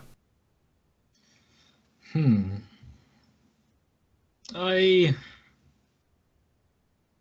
think from the data, they're just all relatively the same, except Linar, who's the bottom. But Linar, I actually do see. Oh yeah, Songhai is even lower. Okay, but I do see a significant amount of Linar on the ladder. So I don't think it's as large of a difference as the data would make it seem. Also, like average, when I looked at the ratings of how everyone else did it, everyone else had like an average score of 3, which is the average number between 0 and 5. But the average in this case is supposed to be a 2. Oh. So with inflation, I mean, according to the data, every faction got a nice boost. So with that inflation, I guess I wasn't here to rip apart the data or anything. What I really wanted to do with this data is just give us a feel for because the general community saw these cards and they said, "Wow, these look strong for this." And would you guys say that Magmar is top of the ladder right now? Yes or no? Just nod. Well, no.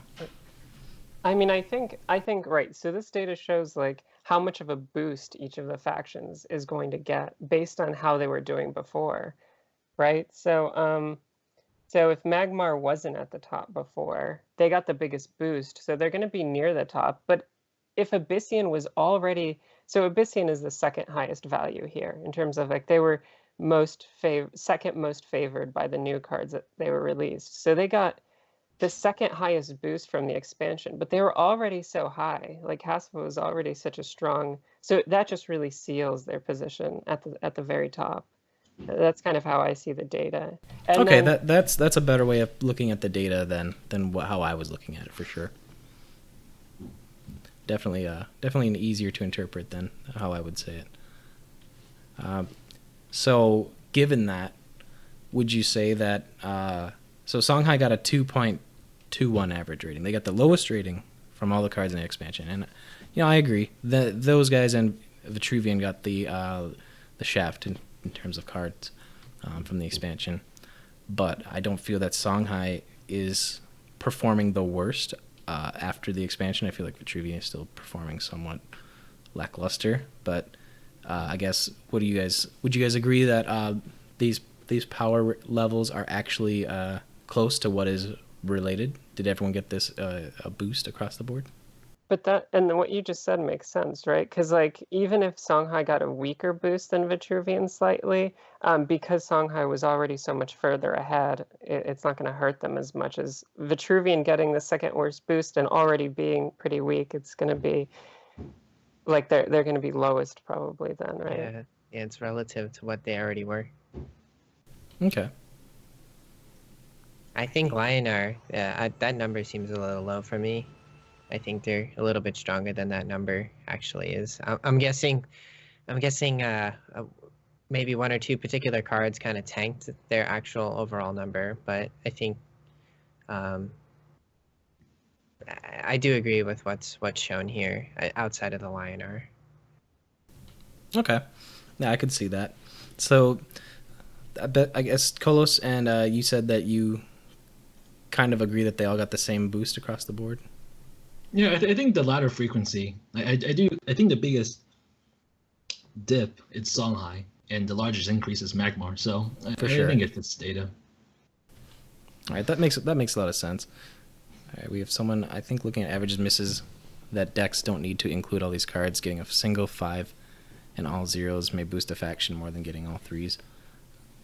Well, so that's true that one card.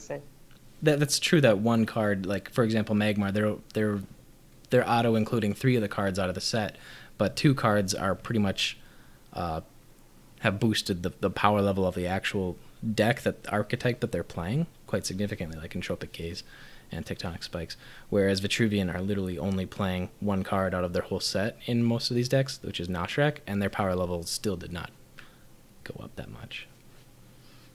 So across the board, they did get these boosts, but I think the marks, like the ones that needed the boost, Magmar, sure, they needed the boost. Was it in the correct direction? I don't know. They're definitely winning more games. That's a plus, right?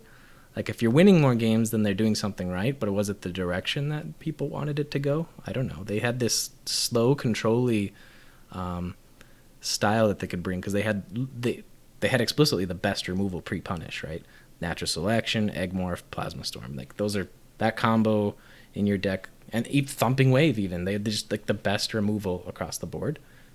But Elder still couldn't be played because Cassava just had that one up. She had the win condition, and Vath just really didn't have it.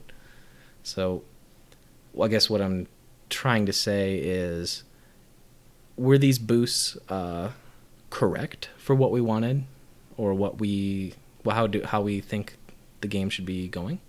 What do you guys think?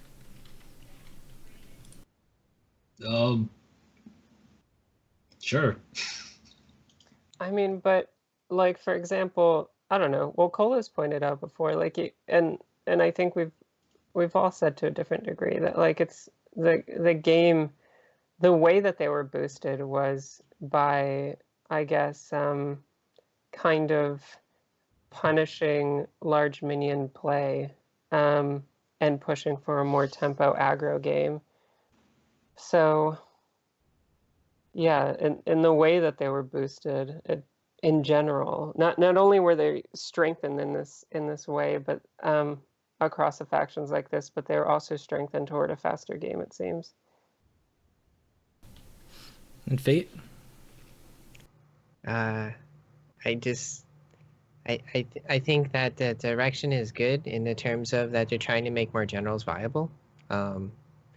Maybe it's not the right direction per se, in the sense of that when you create a card, you want it for one general, but the other general uses it and says, no, this was mine from the get-go. It's like Starhorn with Entropic Gaze was designed probably for him, but Vath is just using it to melt you as well. So I think it's a step in the right direction, and I do agree the game is getting a little bit faster, but I'm sure that when the meta actually settles, then it'll probably be about the same pace as it was before this update, before this expansion. Okay, so that was just kind of just to touch up on expectations leading into the expansion of what we knew and versus the reality of how it was. And it seems like overall the expectations, the reality is kind of what we expected, right? We kind of expected to kind of fall flat with Songhai, but it doesn't mean that they decreased in power. It's just like they're not as interesting as some of the other factions' new cards made them to be. And Vitruvian as well. We all expected them to kind of stay tanked, and they're still tanked. Whereas Magmar, we all saw them rising in power, and the ladder's full of them. So I guess we're all in agreement then that the expectations, or reality does meet some of our expectations going into this. Whether or not they needed to be changed or balanced, that's not really the point of the discussion, but maybe another podcast we can talk more about balance as far as that goes. Next question is tournament meta. So I know Kolos has been playing in tournaments lately. I know you two have been casting tournaments. I have not done anything. What? I'm actually playing in one right this second. The grand finals game point. Wow. Impressive. Discussing high tier power level plays. Well, what is this? I'm just Tuesday melee. Purge that. Whatever that is. So I was gonna meme, but someone posted a link in my chat. Sorry. So how do these changes impact tournaments? Is the recent Snow Chaser indicative of what we can expect? Kolos, you are the only one here who played in that one, I believe. I don't know. So Okay. Would you say that that was expressive, like a defining tournament for what we can expect, or would you say that was just people playing whatever they knew?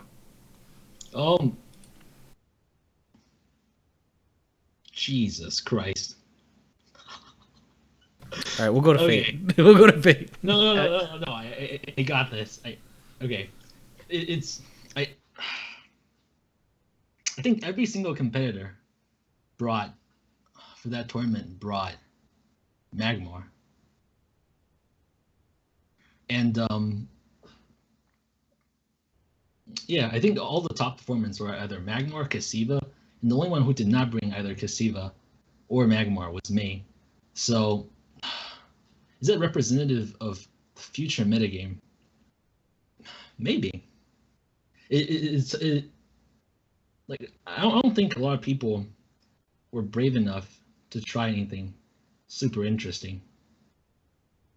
So that throws it into a little bit of a question.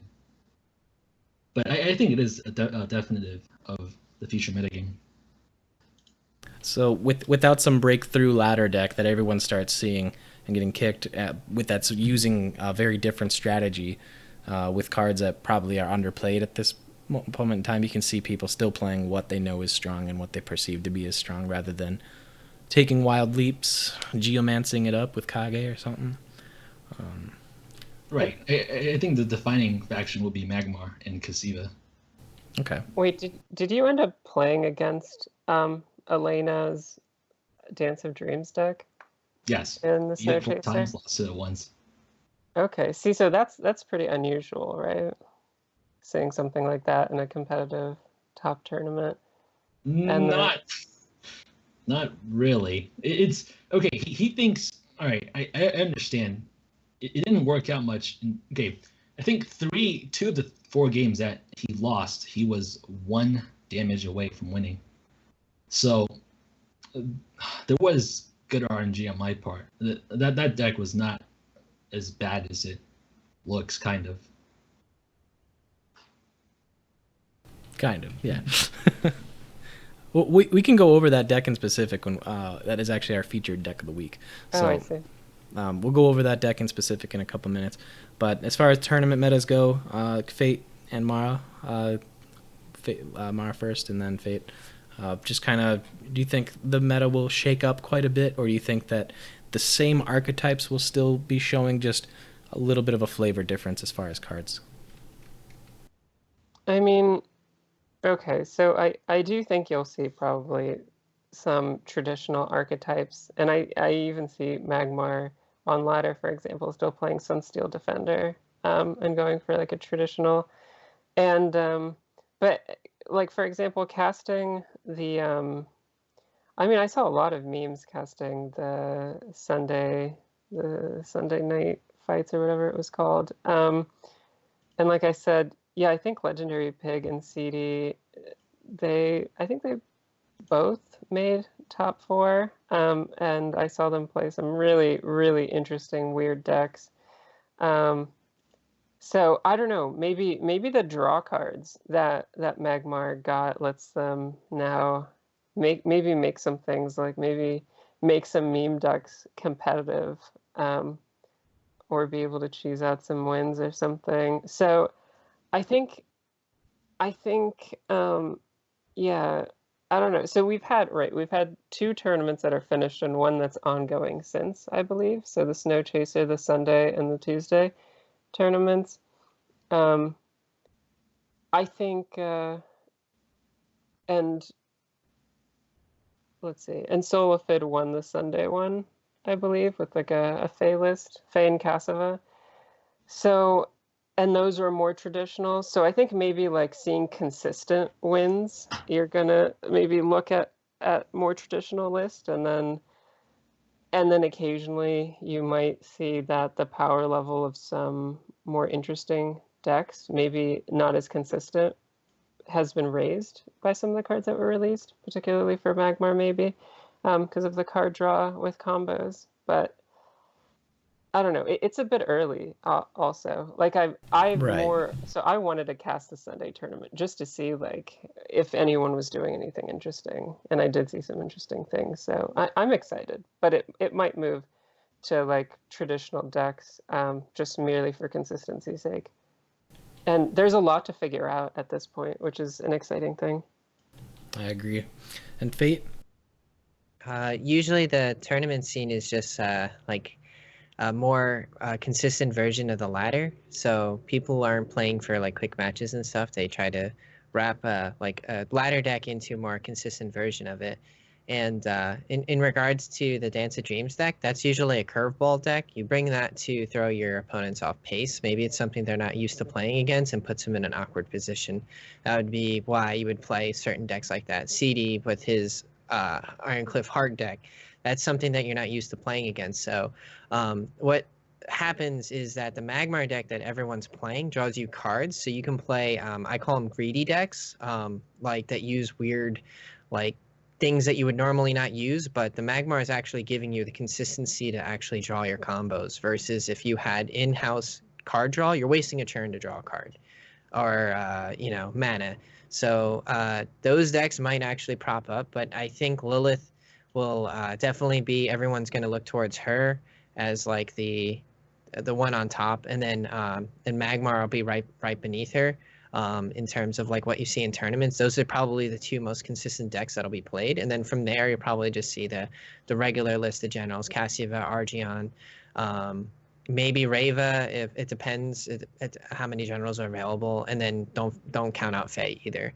I think everyone else, it was Starhorn too, but like I think everyone else is kind of like just they're not as strong as the generals that I just mentioned. And unless someone makes a breakthrough deck, which I don't believe it's possible for those certain generals, just because of the card pool. I think you're just going to see just those generals, unless something like completely changes and then Lilith just becomes super duper dominant, and then you'll have certain generals come out of the woodworks to counter her. Yeah, I think there's something to be said about, especially in a tournament where you bring multiple decks, bringing a really weird deck, because even if maybe the deck isn't as consistent, you're catching people off guard, or they're not going to understand how to counter you, or they're going to be playing around certain cards and not others. Like, for example, people are always playing around Star's Fury and Vitruvian, so I saw somebody running Dust Whaler, which was really interesting, as that was just wrecking people trying to play around Star's Fury. That's pretty good. Old laser cat right there. That's I think Amur is running that in his ladder list right now. Yeah, he runs Dust Whaler in his control list, and his flood list he actually took out stars for Frostbone Naga, because he's like, people are just playing around stars, but they don't play around this. It's pretty cool. But like stuff like that in tournaments, those are like tech cards that you just surprise people with. The good news about this metagame is that since it's sped up, then tournaments waits are less. He's still playing. I forgot. That's pretty good. That's actually really funny.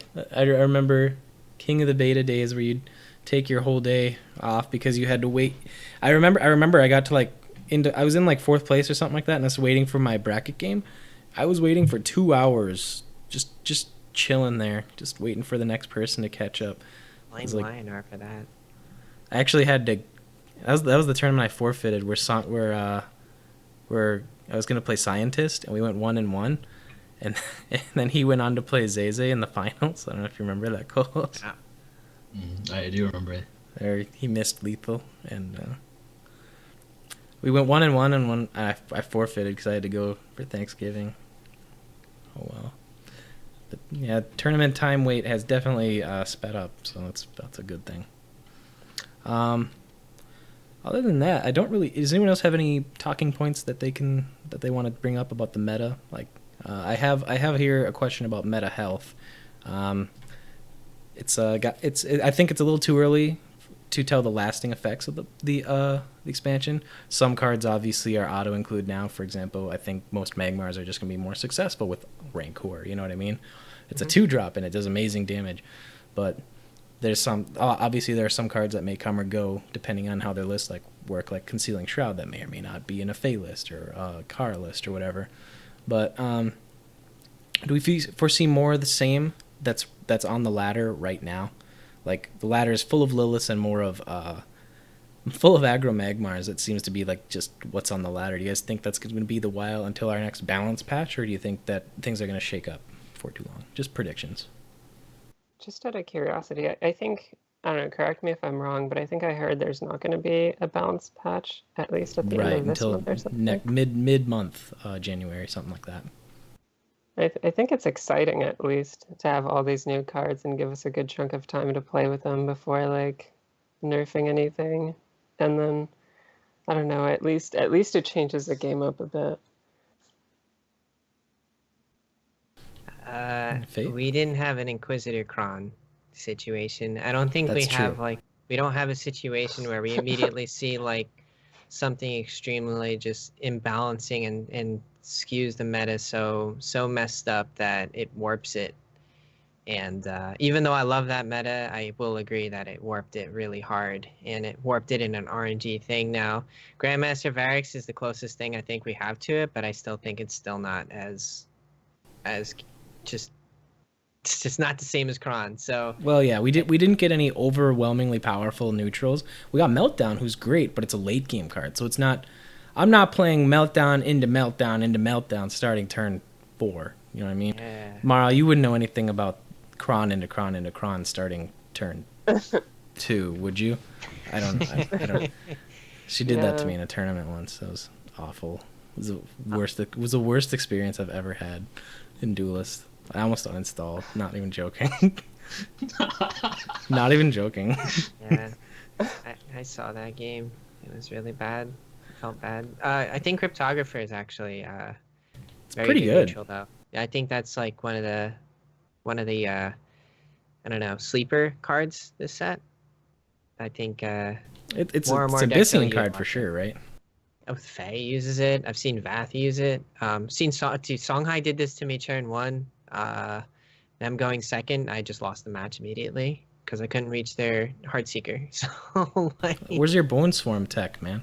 I don't know, man. But I guess I should draw it with my Divine Spark while I'm at it. You wouldn't have the mana to. Silly Fate. Trying to Yeah. make Vitruvian plays without Vitruvian cards. Yeah, I guess we didn't talk about the neutrals in particular, but I really like Cryptographer is so interesting because if with Fae they play around, they're like, oh, okay, BBS isn't up this turn, and then they play into like Cryptographer surprise BBS. I think that's like pretty cool. Yeah, I do like this card. It's definitely made an appearance in almost all of my decks that I've made. There are very few decks that can't. There are very few generals, I should say, that can't make use of this. I would say Zeran doesn't make amazing use of this. I'd say Argion doesn't even make that great of use of it. Like, sure, maybe you could get that on. Say you have an Azurite Lion stick. Your first Bloodborne spell. And you play 4 mana, you go Crypt, Super Lion. Crypt Oh my double God. roar, and they just like, you do 16 damage to them instantly, or 12 damage. That's 12 damage, right? Yeah, that's pretty okay. But Yeah, I think, proccing, like Scintilla twice or something. yeah, it could be in liner. I haven't seen it in liner, and I haven't really tried it myself. It feels like it's much more, and it's definitely not a Kara card. BBS play this, BBS play something else on 17 mana. It's got very set roles. Play the 4-drop, then you can. Oh, that's true. You're right. Yeah, Sanguinar. That's that other card that I have not even seen this card in a game yet. Where is it? The card deck I'm testing out, I actually have that combo in it. How's it going for you? Oh, I don't really play Kara, so it worked well against the AI, but I think it's crap. So that's why I don't like. It was just something I thought of. I'm like, oh, I know Bolt Hero was like telling me, this might be good with Kara, so I want to try it out myself. And Kolos, you think this meta is going to be lasting one until the next balance patch, or do you think we're gonna eventually people get bored of playing the same of what we're seeing now, and we'll see something else arise to meet the challenge of beating these decks? I think it's pretty much settled. There's like, what else can they possibly come up with? I think historically, the way Duelyst has worked is that the first tournament basically just sets the metagame for everything else. And in the first tournament already happened, so I don't think anything too interesting will pop up. Okay. I mean, I guess that that can be influenced by but I mean, I think that can also probably be influenced by the tournament itself, by people seeing what was played, or by talking about those decks, and then people, I don't know, I guess I'm always more of want to believe there's some kind of esoteric something that's going to be figured out in some really interesting deck that is unforeseen. Maybe because so many things are hyped. There's some kind of sleeper deck somewhere in there. I don't know. I hope something like that comes out, but maybe that's just a hope. All right. Well, thank you guys for your thoughts on that. We're just going to move on quickly here to the deck of the week. I'm going to wrap this up. Thoughts? We'll just go around on this deck. This is a deck submitted by Elena, or Brian SC. You guys might know him. This is the deck he brought to the Snow Chaser, and he said he's also been playing it on the ladder. I have not seen it in action myself. I find it interesting since I've played a lot of Dance of Memes in my time. I mean, it's pretty good. I even have a command in my chat for it. It's pretty good.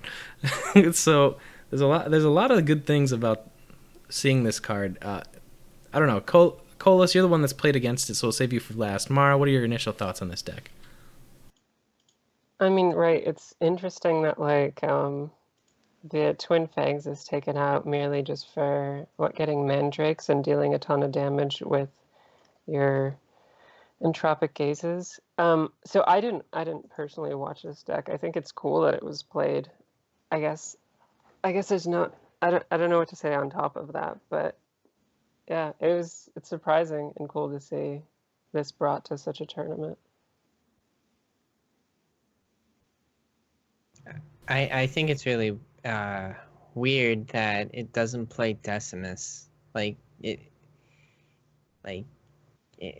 just this deck screams Starhorn Decimus over what was played here, and it seems like it's a deck without a solid win condition outside of just summoning out a Mandrake very early. Or killing your opponent with direct damage from your draw spells. So it's very unique because usually a tournament deck will have a set win condition, or if it doesn't, it's just straight up to control you. But I'm sure Kolos has more information about this deck because he actually played against it a bunch of times. So I'd like to hear his opinion on it. All right, Kolos. This deck proves, I mean, look at the one of Macantor Warbase. It's proved Major Series that Macantor is now too slow for the game. That's so great. I think it's all right. I saw CD. I think CD was the one who played it on Sunday, right? I think he won the game because the guy playing it won the game because the other guy forgot that Prophet of the White Palm prevented Tempest damage. So that's the real star of this deck. The dang Prophet of the White Palm, because no one knows how to play. Oh man, a Prophet misplay? I haven't seen a Prophet misplay since beta, where I was playing in a tournament. I don't even remember who I don't remember who it was, but it was like he had 5 mana and it was Lionar. He played Prophet of the White Palm, Holy Immolation, and 3 of my minions didn't take any damage. And I pretty much just won the game after that. I mean, if you're gonna Prophet Immo, I don't know, but that's kind of like, that's also a downside for me though to this deck. To me, like, so Prophet will stop your own Entropic Gaze. It will stop your own Tectonic Spikes damage. So I guess he just wants to win off of hyper aggro minions, something like that. I mean, you want to preserve the board. It's one of those things like aggro. I mean, yeah. Where early game is only a card you play early game, and late game you just use as a cycle. So that's what it's for. Because the eggs from Regs is just 0/0 eggs. but this makes it fairly difficult to deal with against pings and stuff. So it's an anti-Cassie, anti-Lionar deck. It doesn't stop Blood Tier, it doesn't stop Scorn. So anyone that ran Scorn could just dumpster this deck. That's pretty much what I look at. Yeah. Of course, like a lot of there's no deck that can cover absolute every weakness. Right. And if he gets the God draw of like, you know, he lives to 5 mana, then he plays his he plays his Kujata, and then he plays his Kujata, and he plays the Dance of Dreams, and he just goes off on you. There is that potential. Problem is running into that white palm in the middle of that, and you can't use any of your other stuff, so you have to preserve that damage for the next turn. But that was the nice advantage of Twin Fang, is that white palm didn't stop any of your combo damage. But I could definitely see this being a good flood deck against very specific matchups. Or in the mirror match, Plasma Storm feels like a big slap in the face, since you're not even running Twin Fang. So I think we'll never see the Twin Fang deck again. Like right now, Magmar Drogon is so good. You don't even need Twin Fang to just, flash out Drogon. That's play true. A bunch of photographers, and that's your OTK. I have not seen very many Drogons on the ladder. I'm kind of excited to see more of it, but I haven't seen any yet. I've been trying for the purposes of chat. Under chat's influence, I've been playing Valknu and just crying myself into a corner, because that's where I'm playing Valknu. And he never comes out. But hopefully you get to try more Drogon. Anybody else have any thoughts on the deck? Okay. Then that's going to take us into the play of the week. And this one, I wanted to get the audio clip for it.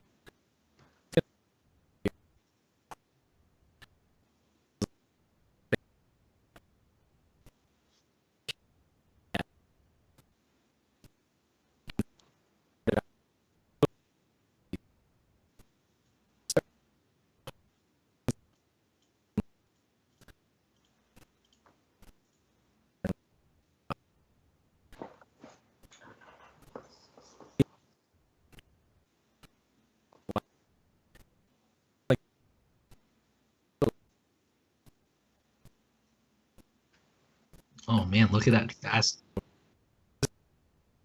That APM though, it's pretty good. A MOBA APM, man. You got to do it quick too, because everything has to go through the animations. I like it at the end. The Heart Sister swaps it in just to punch Cassie, but it's like, no, this isn't done beating you up. Like, this is still going on. I am deathly a Sleet Dasher whenever I see it on my, because I'm always afraid of this combo. It stuns the board, like, for me whenever I see it. Like, I'm afraid to put more minions on the board because of exactly what happened in this video. So it's a great like, just showing it off. Like, this is how insane this combo can be. Okay, I had to cut it out. Apparently it was messing with all the audio. I have no idea. Next time I'll just play it on the website. I wanted to get it in the overlay. It's just his mic, I think. No, it has something to do with. I muted myself, so you guys, you don't know what you're talking about. You're full of shit. I was muted, so you guys are full of shit now. But definitely, we'll just watch it on the actual source next time. But that was the play, yeah. So thank you guys, each and every one of you, Mara, Fate, and Kolos, for being here for this podcast today. I thought it was pretty interesting. Got to hear a few good points. Next time we'll have some more definitive topics. We had to kind of keep it broad this time just to cover so much information, new expansion. But next time, get more very specific topics and more discussion on specific decks or specific strategies that are, affecting the ladder, and maybe more counter tactics. You know what I mean? So, you guys have any closing thoughts for what you guys?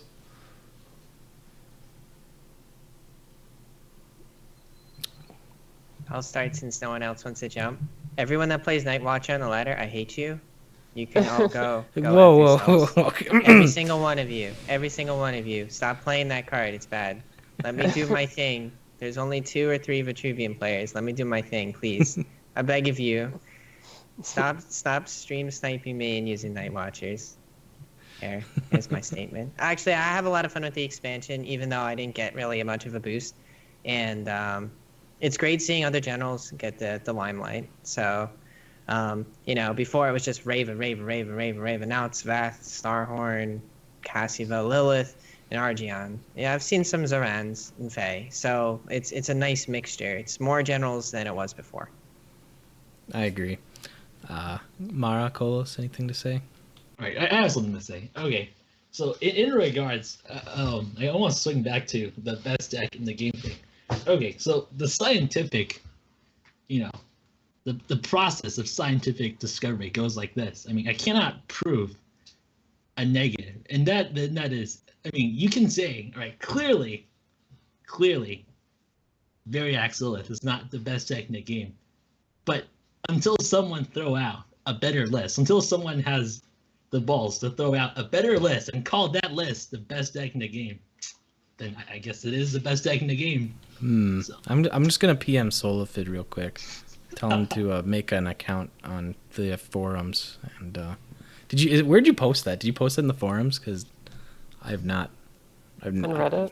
It was Reddit. It was Reddit. Yeah, I didn't see it. Okay. He pulled a no way it's Jay. Oh man, because that's what Jay did every week, and people would come into the stream and they'd just be like, "Is this Jay's deck?" And I'd be like, "Yeah, yup." Jay invented Duelyst too. He also invented every strategy list and card game that's pretty much been around in the post-millennial area. So that was always fun.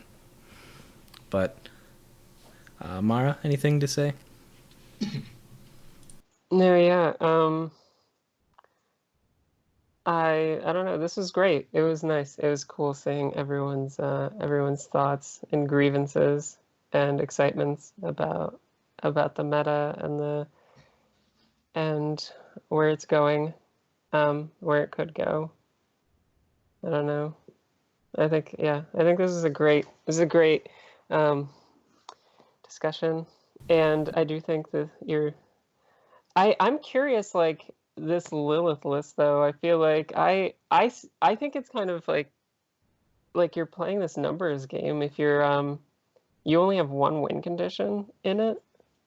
Like, I'm curious if you've tried adding other win conditions to it. I feel like seeing the Variax list. Oh. That is supposedly so powerful. I feel like, I don't know. I like seeing it with other win conditions because I don't know. You can get surrounded quite easily, especially since you have a weak early. Why do you need more win conditions when Variax is all you need? It's the best win condition in the game. It's clearly proclaimed so. All right. I do have another. I do want to talk about that. Okay, cards. Duelyst is not a balance game. The power level of Duelyst is not between cards are not similar at all. In Hearthstone, creatures at the 5, 6, 7 slot, the creature at the 6 slot is always better than the 7 slot, than the 5 slot, and so on and so forth. But they're like relative to each other. Creatures between the same slot, like creature in the deck, all contribute to the deck in similar ways. But Duelyst, certain cards are so crucial that like half the power of the deck.